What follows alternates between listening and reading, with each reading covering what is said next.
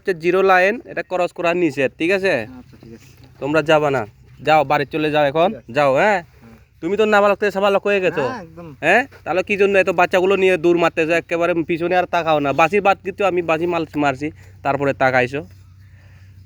হ্যাঁ, এই যে বাচ্চাগুলো দেখছো, এদেরকে নিয়ে যাইতেছো।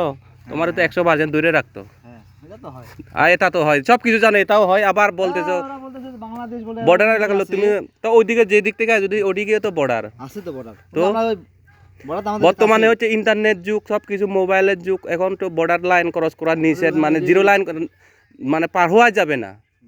যেখানে আমরা পা দেওয়ার জন্য ক্ষমতা রাখি না, সেখানে হচ্ছে তোমরা যাইতেছো। এই বাচ্চাগুলো, এতগুলো বাচ্চাগুলো নিয়ে যদি কিছু করে বসতো, এমন যাও, চলে যাও।